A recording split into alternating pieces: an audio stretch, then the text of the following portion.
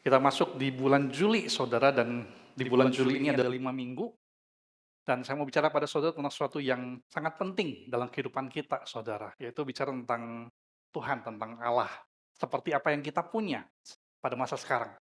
Nah, Saudara, pada waktu kita baca Alkitab, kita bakal menemukan bahwa Alkitab itu penuh dengan kisah-kisah yang penuh mukjizat dan keajaiban, betul nggak ya? Mungkin Saudara pernah baca itu atau pernah dengar waktu Saudara masih sekolah minggu. Masih nggak Saudara masih ingat dengan kisah-kisah tentang laut itu bisa terbelah? Masih ingat Saudara? Jadi yang dibelah itu bukan pempek, yang dibelah bukan martabak, tapi laut bisa terbelah oleh Tuhan. Bukankah itu luar biasa? Ada cerita tentang tembok Yeriko itu runtuh, bukan karena pakai bulldozer, bukan karena pakai bom, tetapi Tuhan cuma suruh kelilingin, lalu tembok itu runtuh. Ada kisah yang luar biasa tentang bagaimana Daniel dilempar ke lubang singa, lalu tiba-tiba hari itu singanya puasa, nggak makan. Saudara masih ingat cerita tentang itu? Ada kisah-kisah tentang bagaimana matahari itu pernah disuruh satu orang. Ayo saya minta saudara tebak atau jawab.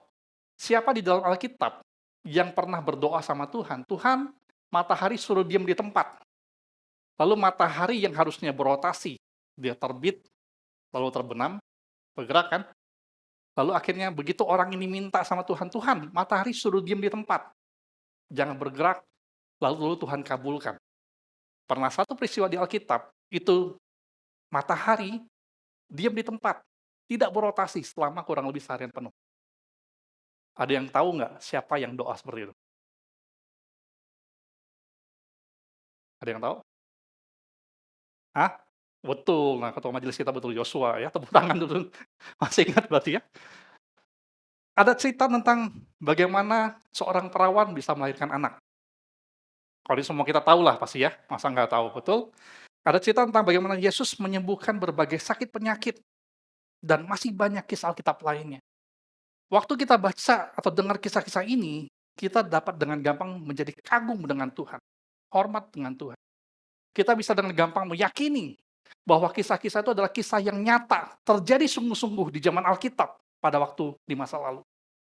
Namun pertanyaannya adalah kalau ditanya kepada kita hari ini, apakah kita meyakini bahwa kita punya Tuhan yang sama, yang bisa melakukan hal yang sama seperti masa lalu pada hari ini? Saudara berani berkata amin nggak? Amin?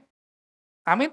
Kita punya Tuhan yang sama dengan seluruh kisah Alkitab itu, Tuhan bisa lakukan hal yang sama dengan kita pada hari ini, kalau Tuhan menghendakinya. Kita bukan punya Tuhan yang berbeda sama sekali. Dan kerinduan Tuhan bagi setiap orang percaya adalah kita bukan cuma sekedar percaya bahwa Tuhan melakukannya di masa lalu, di zaman Alkitab, tapi Tuhan merindukan bahwa kita semua percaya bahwa kita punya Tuhan yang sama maha kuasanya, sama karakternya, sama hatinya, yang kita miliki adalah Tuhan yang sama pada hari ini. Amin? Oh, kayak lesu banget kayaknya. Ragu-ragu jawabnya ya? Ada amin nggak? Amin. Memang jujur, nggak gampang untuk meyakini hal-hal tersebut. Karena apa? Kita mungkin beralasan, kita nggak ngalami Tuhan tuh secara visual. Kita nggak lihat langsung. Kita nggak makan sama Tuhan Yesus secara langsung seperti para murid itu tiap hari ketemu Tuhan Yesus, lihat Tuhan Yesus dengan mata kepala sendiri mereka lihat Tuhan lakukan semua hal itu. Lalu kita berkata, ya aku kurang percaya karena aku nggak lihat. Atau kita mungkin bisa merasa seperti orang Israel. Kita nggak seperti orang Israel kita berkata yang bangun pagi, keluar dari tenda, lihat ada tiang awan dan tiang api di langit menemani mereka sepanjang hari. Memang sulit rasanya untuk percaya kalau kita tidak melihat, tidak mengalami secara langsung seperti yang dialami oleh orang-orang di Alkitab. Tetapi sekali lagi, Tuhan pengen kita semua benar-benar meyakini bahwa kita punya Tuhan yang sama pada hari ini seperti pada zaman Alkitab. Amin sekali lagi. Ini tema kita sepanjang bulan ini saudara, tentang the same God. Bahwa kita punya Tuhan yang sama. Dan hari ini saya mengajak kita melihat bagaimana Allah yang berhadapan dengan Nuh. Itu adalah Allah yang sama yang kita sembah pada hari ini. Mari kita buka Alkitab kita di dalam Kejadian pasal 6. kita tidak bakal baca semua firman Tuhan ini hari ini. Kejadian pasal 6, saya mengajak saudara nanti di rumah, saudara bisa baca ayat pasal 6, pasal 7, pasal 8, pasal 9, semua kisah Nuh. Tetapi hari ini kita cuma bakal baca beberapa ayat dari Kejadian pasal 6. Yang pertama kita bakal baca ayat 8 dan 9. Kejadian pasal 6, ayat 8 dan 9. Sudah ketemu? Sudah ketemu? Sudah? Kalau sudah ketemu, kita baca ayat 8 dan 9 sama-sama. 1, 2, 3. Tetapi Nuh mendapat kasih karunia di mata Tuhan. Inilah riwayat Nuh. Nuh adalah seorang yang benar dan tidak bercela di antara orang-orang sejamannya. Dan Nuh itu hidup bergaul dengan Allah. Ayat 13-14 kita baca sama-sama. 1, 2, 3. Berfirmanlah Allah kepada Nuh, aku telah memutuskan untuk mengakhiri hidup segala makhluk, sebab bumi telah penuh dengan kekerasan oleh mereka, jadi aku akan memusnahkan mereka bersama-sama dengan bumi. Buatlah bagimu sebuah bahtera dari kayu gofir, bata itu harus kau buat berpetak-petak dan harus kau tutup dengan pakal dari luar dan dari dalam. Ayat 18 saya bacakan buat saudara. Tetapi dengan engkau, Nuh, aku akan mengadakan perjanjianku dan kau akan masuk ke dalam bahtera itu. Engkau bersama-sama dengan anak-anakmu dan istrimu dan istri dari anak-anakmu. Ayat 22. Ini kita baca sama-sama. Nuh melakukan semuanya itu tepat seperti yang diperintahkan Allah kepadanya, demikianlah dilakukannya. Nah, ini yang kita perlu lihat. Kalau bagi Nuh, Allah seperti apa sih yang disembah? Allah seperti apa dia? Saudara, saya pengen sampaikan pada saudara ringkasan dulu tentang kisah Nuh. Nuh itu adalah keturunan 10 dari Adam dan Hawa. Jadi Adam dan Hawa punya anak, lalu anaknya punya anak, lalu punya anak lagi, anaknya punya anak, sampai keturunan ke-10. Itu lahirlah seseorang bernama Nuh. Sudah 10 generasi. Dan waktu itu terjadi, saudara, itu cukup lama. Karena saudara perlu tahu bahwa orang-orang pada kejadian 1 sampai kejadian 8, itu adalah orang-orang umurnya sangat panjang. Nuh sendiri, itu umurnya berapa tahun, Pep? Masih ingat nggak? 900 tahun umur Nuh. Oke? Nuh sendiri umurnya 900 tahun, kurang lebih. Bukan kurang lebih, 900 tahun. 900 berapa, saya lupa. Orang-orang itu adalah orang-orang hidupnya zamannya panjang di dalam Alkitab. Dan ini ada sudah 10 generasi. Dan waktu itu terjadi, Tuhan melihat di bumi, manusia yang jatuh ke dalam dosa itu, hanya melakukan apa yang jelek, apa yang jahat, apa yang merusak. Karena mereka semua sudah jatuh ke dalam dosa. Maka Tuhan sangat marah. Dan dia berencana untuk menghukum bumi. Karena dosa yang sudah penuh di bumi. Namun ini pelajaran pertama dari kisah Nabi Nuh, saudara. Kita belajar bahwa Tuhan itu bukanlah Tuhan yang emosional. Dia bukan Tuhan yang kalau marah, semuanya kena ikut marah. Tuh, saudara pernah nggak lihat orang yang kayak begitu? Kalau lagi marah, semua orang kena marah, termasuk yang nggak salah pun kena marah. Pernah nggak ketemu orang kayak begitu? Pernah? Pada yang ngangguk, diam-diam kayaknya ya. Mungkin. Betul? Tapi Tuhan nggak demikian. Tuhan memang dia marah, tetapi dia tidak emosional.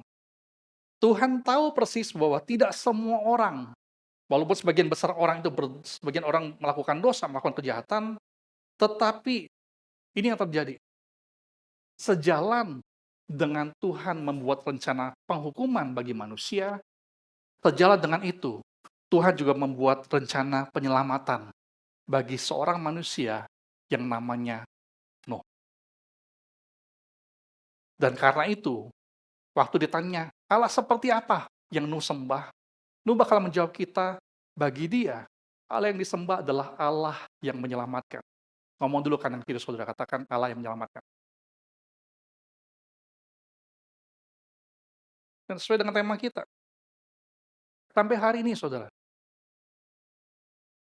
dari kejadian 6 sampai hari ini, kita punya Tuhan yang sama. Dia adalah Tuhan yang menyelamatkan, bukan Tuhan yang mencelakakan. Dari hal-hal yang kita khawatirkan, sampai hal-hal yang kita takutkan, Tuhan mau menyelamatkan kita dari semua itu. Dan ini yang perlu kita pelajari. Kualitas seperti apa yang Nuh punya, sehingga Tuhan itu berpikir tentang buat rencana penyelamatan bagi Nuh. Itu yang kita mau lihat, saudara, yang pertama. Yang pertama adalah Tuhan itu mau menyelamatkan orang manusia yang hidupnya benar. Hidup benar seperti apa, saudara? Ini ada Ibrani 11 ayat 7. Di depan ada, mari kita baca sama-sama. 1, 2, 3. Karena iman, maka Nuh dengan petunjuk Allah tentang sesuatu yang belum kelihatan, dengan taat mempersiapkan bahtera untuk menyelamatkan keluarganya. Dan karena iman itu ia menghukum dunia, dan ia ditentukan untuk menerima kebenaran sesuai dengan imannya. Nuh dikatakan adalah seorang yang hidupnya benar, bukan karena perbuatannya, saudara. Catat ini baik-baik. Kalau saudara baca Ibrani 11 tadi ayat 7, saudara bakal menemukan ada 3 kali kata iman dikatakan di sana. Nuh diselamatkan, dia dianggap sebagai orang yang hidupnya benar, bukan karena perbuatannya selalu benar, tetapi karena dia dianggap benar karena dia punya iman kepada Tuhan. Dia patuh kepada Tuhan meskipun dia tidak mengerti, karena belum melihat apa yang bakal terjadi. Meskipun dia belum melihat, dia belum mengerti, dia tetap patuh sama Tuhan. Nah, izinkan saya memperdalam ini buat saudara. Saya pernah bahas ini, mungkin saudara masih ingat. Tahukah saudara, berapa lama yang dibutuhkan untuk Nuh bangun bahtera sebesar itu? Berapa tahun? Yuk. Saya kayaknya udah pernah khotbahin ini kurang lebih 3-4 tahun yang lalu, saudara. Berapa tahun kira-kira? Saudara bayangkan, zaman itu belum ada traktor, belum ada apa gergaji, alat bor gitu. Kira-kira berapa lama yang dibutuhkan untuk bangun bahtera yang besar itu? Saudara tahu? Ya. Kalau bisa jawab, nanti abis ini Musa Miming beliin makan. Berapa? 400 tahun, nggak selama itu. Itu lama, tapi nggak selama itu. Bukan 400 tahun. Saudara tahu berapa lama? Waktunya habis ya. Jadi Musa Miming selamat. Saudara perlu tahu, menurut para ahli, kira-kira dibutuhkan minimal 75 tahun atau maksimal 100 tahun Nuh itu bangun bahtera sebesar itu pada zamannya tanpa punya obeng, gergaji, dan alat-alat yang hebat pada masa kini. Dan dia belum punya 3D pada waktu itu. Dia bahkan tidak punya cetak birunya pada waktu itu. Saudara perlu bayangkan, dia cuma jalanin itu, dia melangkah dalam iman selama 100 tahun, dan waktu dia lakukan itu selama 100 tahun, saudara perlu tahu, Tuhan ngomong sama dia begini, Nuh, aku bakal hukum kamu. Nuh, aku bakal hukum seluruh manusia di bumi. Bakal terjadi hujan besar, bakal terjadi bahtera. Kamu bangun bahtera itu sekarang, supaya jangan sampai kamu mati, tapi kamu selamat. Saudara bayangkan jadi Nuh. Waktu dia bangun itu 1 tahun pertama, pelan-pelan, nggak ada yang terjadi. Waktu dia sudah mulai bangun bahtera, 10 tahun kemudian, tidak ada hujan terjadi. Pada waktu dia bangun itu 20 tahun kemudian, 40 tahun kemudian, 80 tahun kemudian, 90 tahun kemudian, dia tetap melakukan sesuatu yang Tuhan suruh, meskipun dia tidak lihat apa yang Tuhan katakan itu jadi kenyataan. Saudara sadar nih? Bayangkan kalau kita yang jadi Nuh. Dan saudara perlu tahu begini, kalau saudara baca Kejadian 1 sampai Kejadian 6, saudara tidak bakal menemukan terjadi hujan satu kali pun di bumi. Kejadian pasal 2 bahkan mengatakan demikian, bahwa hujan belum turun karena Tuhan belum memerintahkan hujan turun. Jadi bagaimana tumbuhan tumbuh? Tumbuhan tumbuh dari dikatakan ada embun yang turun dari langit, jatuh ke bawah, sifatnya embun, bukan hujan. Yang artinya, menurut para ahli, pada zaman Nabi Nuh, waktu Nuh dikasih tahu bakal terjadi hujan besar, bakal terjadi banjir, bakal terjadi air bah, pada waktu itu, Nuh belum pernah melihat sekalipun apa itu yang namanya hujan. Apalagi banjir. Artinya, waktu Nuh disuruh Tuhan bangun bahtera, dia nggak kebayang fungsi bahtera itu apa sih kapal itu. Saudara pernah bayangin? Namun Nuh, meskipun dia nggak ngerti,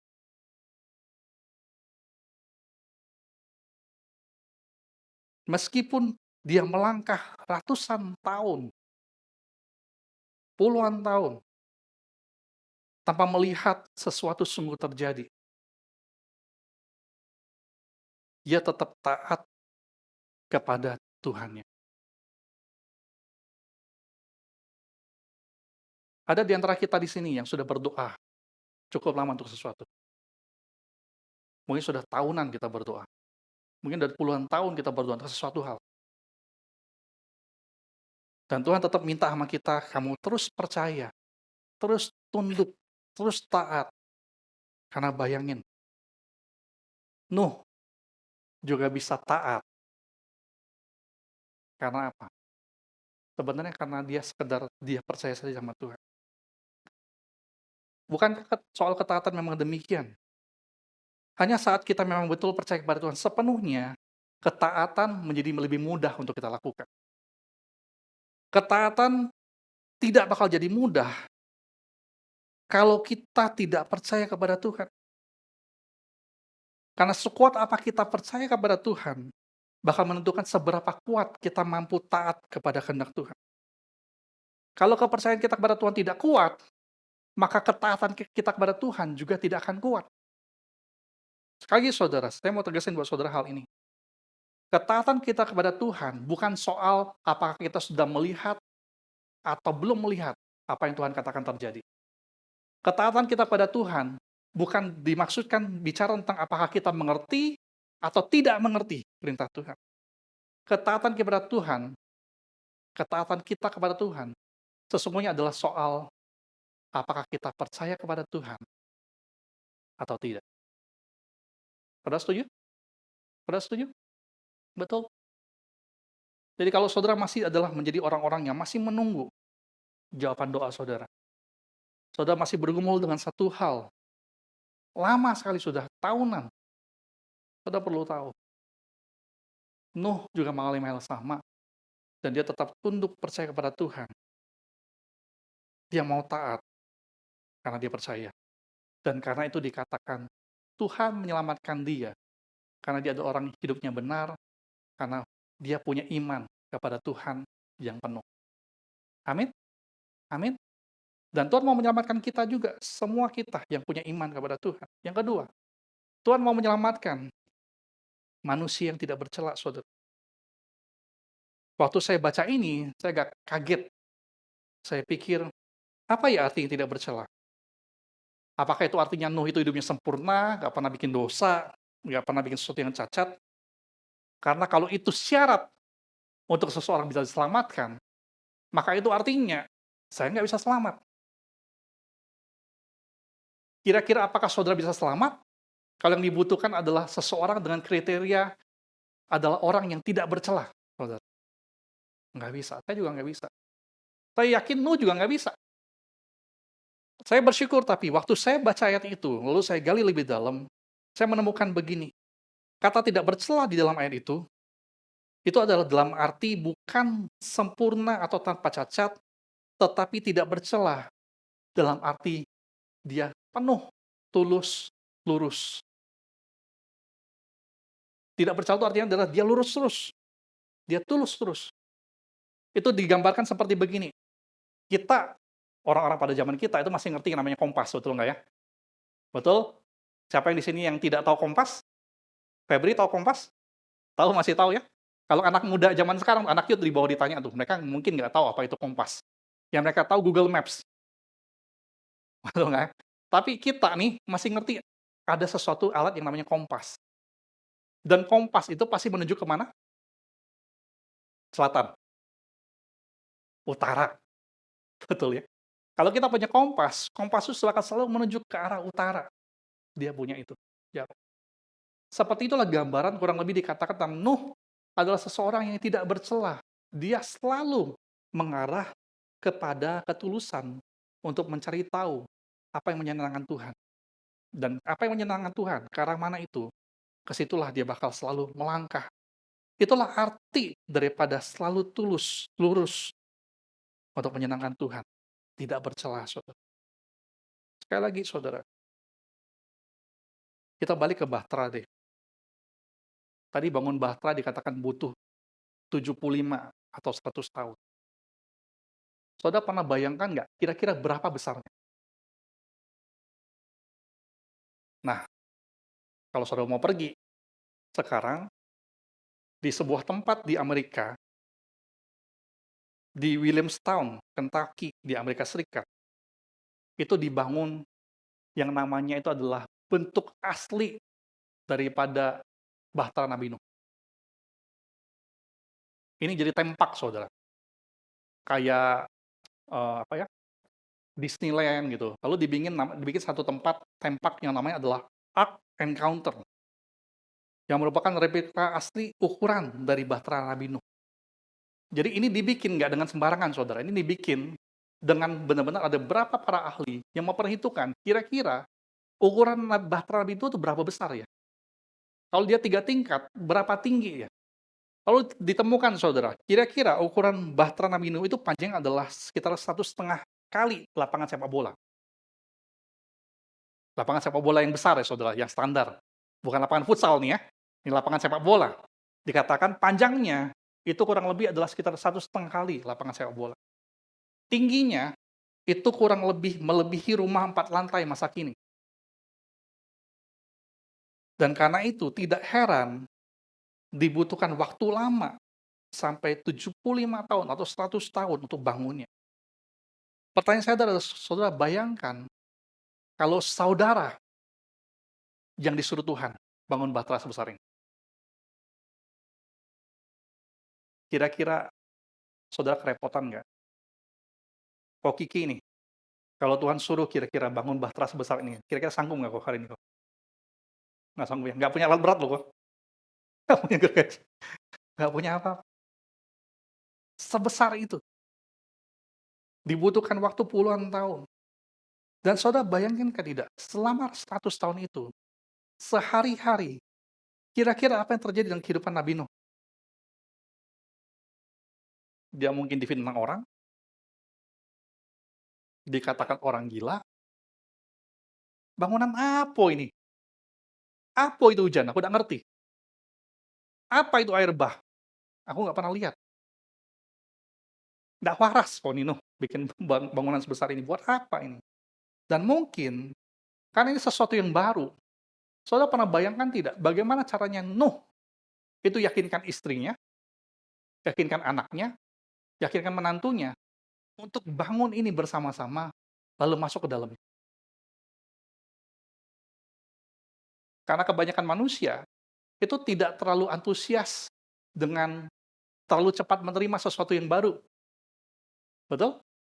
Betul? Kita biasanya suka dengan hal-hal yang lama. Dan karena itu kita jadinya gampang untuk, aduh ragu deh kalau ada sesuatu yang baru. Saudara bayangkan, sementara hujan belum pernah turun, orang belum pernah lihat yang namanya hujan, apalagi banjir, tetapi ini yang Tuhan lakukan. Meskipun Nuh nggak dapat mengerti, meskipun Nuh susah jelasin kepada orang-orang, tapi Nuh terus tulus, lurus, melakukan apa yang Tuhan perintahkan. Karena apa? Kalau ditanya alasannya, hari demi hari. Hari itu kalau kita tanya kepada Nuh, "Kenapa kau lakukan ini? Meskipun kau nggak ngerti, meskipun ini susah, meskipun ini repot." Jawaban Nuh adalah cuma satu, karena dia cuma tahu, "Aku lakukan perintah Tuhan, karena ini menyenangkan Tuhan." Ngomong dulu kanan kiri saudara, katakan, "Karena ini menyenangkan Tuhan." Ada perintah Tuhan di dalam Alkitab yang mungkin saudara nggak ngerti, yang saudara pikir repot banget kalau lakukan ini, ribet Tuhan Yesus. Tetapi Nuh dan Tuhan juga mau kita semua sama. Kita seperti kompas yang lurus terus, mengarah terus ke arah di mana menyenangkan Tuhan. Dan kita bakal lakukan perintah Tuhan. Karena itu menyenangkan Tuhan. Sekali lagi saudara, sampai hari ini kita punya Tuhan yang sama. Tuhan mau memberikan pada keselamatan kepada orang-orang yang penuh ketulusan dan kejujuran. Dan saya berharap saudara rindu menjadi orang-orang yang seperti itu. Yang setiap kali saudara salah, saudara tulus, saudara jujur, saudara berbalik kembali ke arah yang menyenangkan Tuhan. Kita nggak bisa sempurna, saudara. Saya tidak bisa sempurna. Tetapi setiap kali kita gagal, kita berbelok arah, kita melenceng, mari kita jadi orang-orang yang lurus, tidak bercela, selalu mencari arah kembali ke tempat yang menyenangkan Tuhan. Dan kalau itu kita lakukan, percayalah, meskipun perintah-perintah Tuhan kelihatan tidak masuk akal, tidak menguntungkan kita, membuat kita dalam banyak kerugian, kalau kita setia, tulus, lurus kepada Tuhan, Tuhan bakal selalu datang untuk menyelamatkan kita. Amin? Amin? Karena kita punya Tuhan yang sama, saudara. Yang terakhir, Tuhan mau menyelamatkan orang yang punya iman, hidup benar pada Tuhan. Tuhan mau menyelamatkan manusia yang tidak bercela, yang penuh ketulusan, lurus sama Tuhan. Dan Tuhan mau menyelamatkan orang, manusia yang hidup bergaul dengan Tuhan. Tuhan begitu senang dengan manusia yang seperti ini. Orang-orang yang bergaul dengan Tuhan. Kalau kita tanya sama diri kita sendiri pagi hari ini, saudara. Apakah saudara bisa ngomong sama Tuhan begini? Saya adalah orang yang hidup bergaul dengan Tuhan. Coba saudara ngomong, saya, sebutin nama saudara. Oke? Saya. Saya siapa? Saya Lukas. Oke, saya Lukas hidup bergaul dengan Tuhan. Coba kita ngomong begitu pagi ini. Saya, Lukas, hidup bergaul dengan Allah. Sekali lagi, lebih yakin dong. 1, 2, 3. Saya, Lukas, hidup bergaul dengan Allah. Saudara rasa itu benar-benar ada nggak dalam kehidupan saudara? Saya, Lukas, hidup bergaul dengan Allah. Perhatikan saudara, hidup bergaul dengan Tuhan, bukan soal apakah saudara hamba Tuhan atau bukan hamba Tuhan. Hidup bergaul dengan Tuhan, bukan soal bahkan apakah saudara rajin beribadah, pelayanan atau tidak. Karena di dalam dunia ini, saudara perlu tahu ada banyak orang yang dari luar tampak hidupnya bergaul dengan Tuhan, tetapi dia tidak bergaul dengan Tuhan. Di dalam dunia ini, ada banyak hamba Tuhan, saudara perlu tahu, yang baca Alkitab cuma untuk siapin khotbah, tapi nggak baca untuk dia makan rohani setiap hari. Ada banyak orang di dunia ini yang Kristen, yang ngomongannya rohani terus, tetapi belum tentu dia hidup bergaul dengan Tuhan sungguh-sungguh. Seperti apa sih orang yang bergaul akrab dengan orang lain? Yang pasti pertama adalah dia bakal melakukan banyak komunikasi dengan orang yang dia akrab. Betul? Betul nggak? Kalau saudara pikir sekarang tentang seorang teman yang bagi saudara itu akrab, satu nama, mungkinkah orang itu sudah saudara nggak telepon 4 tahun? Mungkin? Nggak mungkin. Karena kalau saudara bilang saudara akrab dengan dia, saudara pasti bangun komunikasi dengan dia sering. Betul? Dan semakin saudara dekat dengan dia, banyak komunikasi dengan dia, ketemu dengan dia, saudara bakal semakin mengerti apa yang dia suka dan tidak suka.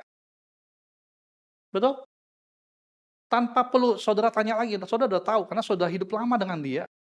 Saya udah hidup lama dengan istri saya, ya kan? Lumayan lama loh, kami tahun ini itu 10 tahun ya, Vin, ya, kalau nggak salah, betul ya? 10 tahun pernikahan, betul? Betul? Dan sekarang saya nggak perlu, saya udah tahu kira-kira apa yang dia suka, apa yang dia tidak suka. Dan berikutnya adalah saya bakal berusaha menjauhi apa yang dia benci dan melakukan apa yang dia suka. Betul nggak? Bahkan tanpa dia tahu, begitu makanan datang ke restoran, ada daun bawang, dia belum lihat saya udah pindahin dulu satu-satu daun bawangnya buat dia. Karena saya bakal berusaha membuat dia happy dan menjauhi apa yang dia benci. Betul? Dan kita bakal semakin mirip dengan orang yang kita akrab. Maka kalau saudara mau tahu saudara bergaul akrab tidak dengan Tuhan, saudara bergaul erat dengan Tuhan, maka pertimbangkan begini, apakah saudara sering berkomunikasi dengan Tuhan? Sering mungkin. Atau saudara cuma baca Alkitab, buka Alkitab cuma di hari Minggu. Apakah aplikasi Alkitab saudara itu, saudara cuma pencet di hari Minggu toh, hari lain nggak kepencet tuh. Itu menunjukkan saudara hidup bergaul dengan Tuhan atau tidak. Dan kalau saudara sering berkomunikasi dengan Tuhan, saudara bakal mengerti apa yang dia suka dan tidak suka. Dan saudara bakal rindu melakukan apa yang menyenangkan dia dan menjauhi apa yang dia benci. Saudara bakal menerima tuntunan daripada Tuhan. Karena saudara sudah tahu apa yang menyenangkan dia. Dan saudara bakal semakin mirip dengan Tuhan. Karena saudara bergaul erat dengan Tuhan. Dan kalau saudara memperhatikan sungguh-sungguh, sesungguhnya kita cuma bisa hidup benar, punya iman kepada Tuhan. Kita bisa tidak bercelah, lurus dengan Tuhan, tulus dengan Tuhan, kalau kita pertama-tama mulai dengan poin yang ketiga sebenarnya, bukan yang pertama. Yaitu kita memutuskan untuk kita hidup bergaul dengan Tuhan, kita berkomunikasi dengan Tuhan sesering mungkin. Amin? Amin? Saya ajak saudara pagi ini merenungkan.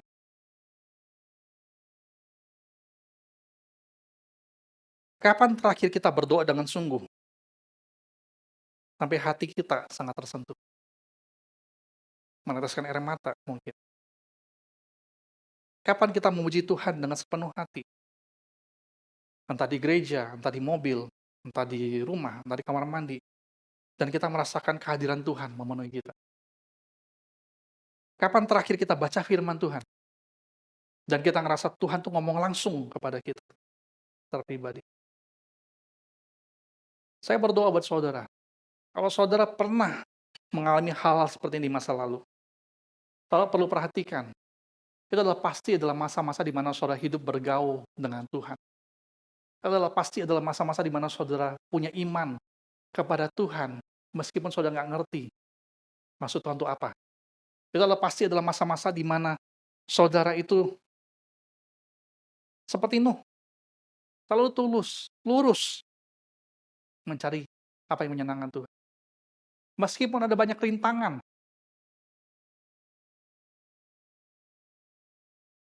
saudara bakal selalu berusaha melakukan apa yang menyenangkan Tuhan. Sama seperti ini contohnya. Saya tahu ada beberapa anak Tuhan yang waktu masih remaja, nggak punya mobil,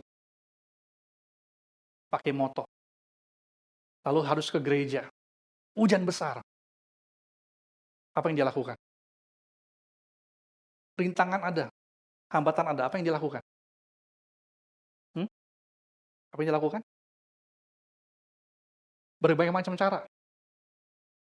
Yang pertama, ada yang nekat terobos hujan, tapi bawa baju ganti. Sampai ke gereja, dia ganti baju. Atau dia pakai jas hujan. Dan sampai di gereja sudah, memang pasti aja, pasti sepatunya basah kuyup. Atau, tetapi apa yang terjadi setelah anak-anak Tuhan ini tumbuh besar, berkembang, punya mobil sekarang, lalu mau ke gereja, hujan besar, ada rintangan yang sama. Lalu apa yang terjadi kemudian? Apa yang terjadi? Hmm? Hujan, nggak baca ke gereja nih.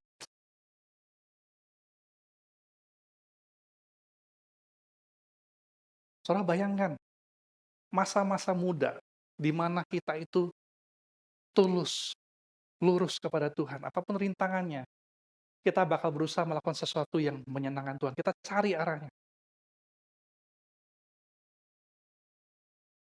Kita selalu akalin. Kalau baca,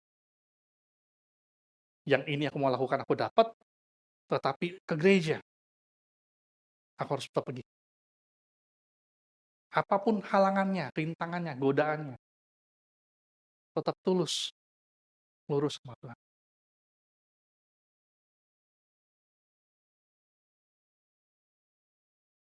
Kalau saudara tidak lagi merasa demikian, saya mendorong saudara, Tuhan mendorong saudara, kembali kejar ketulusan, kejar iman saudara, dan mulai dengan bangun komunikasi dengan Tuhan sesering mungkin. Jangan biarkan Alkitab di handphone saudara itu cuman saudara pencet ketika hari Minggu di dalam gedung gereja. Jangan biarkan Alkitab yang saudara punya di rumah, yang masih pakai Alkitab buku, itu cuma dibuka waktu mau bersihin debunya. Mari kita kembali, karena Tuhan rindu sekali mau menjadi orang-orang menyelamatkan kita. Seperti dalam Mazmur 91, ayat 5-11. Saya ingin saudara baca ini sama-sama sebagai penutup. Kita baca ini sama-sama. Ini Tuhan mau lakukan kepada saudara. Kita baca sama-sama, 1, 2, 3. Engkau tidak usah takut terhadap dahsyatan malam, terhadap panah yang terbang di waktu siang, terhadap penyakit sampar yang berjalan di dalam gelap, terhadap penyakit menular yang mengamuk di waktu petang.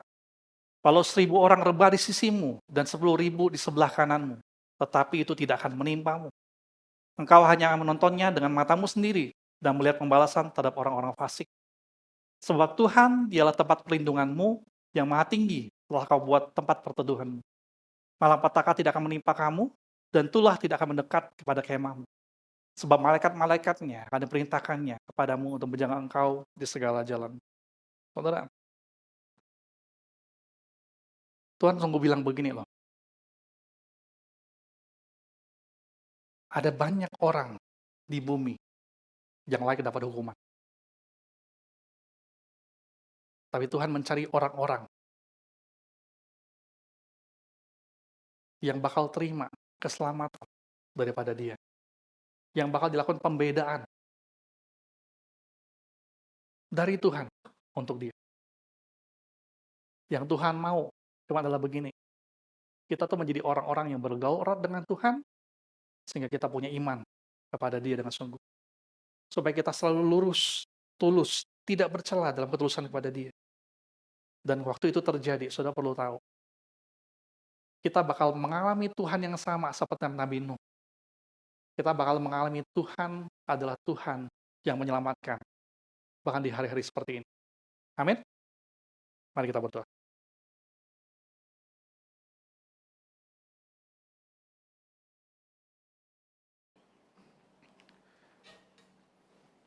Tuhan Yesus, tolong kami Tuhan. Kalau kami masih merasa kami bergaul erat dengan Tuhan sampai hari-hari ini, kami bersyukur untuk semua anugerah Tuhan yang diberikan pada kami. Kalau kami merasa kami sudah jauh dari Tuhan, Tuhan tolong kami untuk kembali kepada Tuhan. Dan kami bisa memastikan bahwa Tuhan pasti menerima kami kembali. Untuk dekat kepada Tuhan, untuk melakukan apa yang menyenangkan Tuhan, untuk punya iman yang sungguh, sehingga kami mampu taat kepada perintah Tuhan. Tuhan sungguh tolong kami, karena kami rindu, kami bakal mengalami Tuhan yang sama seperti di dalam Alkitab. Kami bakal jadi orang-orang Kristen yang bukan punya pengertian yang dalam tentang Alkitab, tentang firman Tuhan. Lebih daripada itu, kami bakal jadi orang-orang Kristen yang mengalami Tuhan secara nyata setiap hari, seperti Tuhan yang ada di dalam Alkitab kami. Tuhan tolong kami, sekali lagi Tuhan, kami mau kembali. Apapun rintangannya, kami mau kembali kepada Tuhan. Tuhan kuatkan kami, Tuhan tolong kami, karena kami selalu butuh pertolongan Tuhan. Dan Tuhan saya berdoa, sama kita katakan, amin.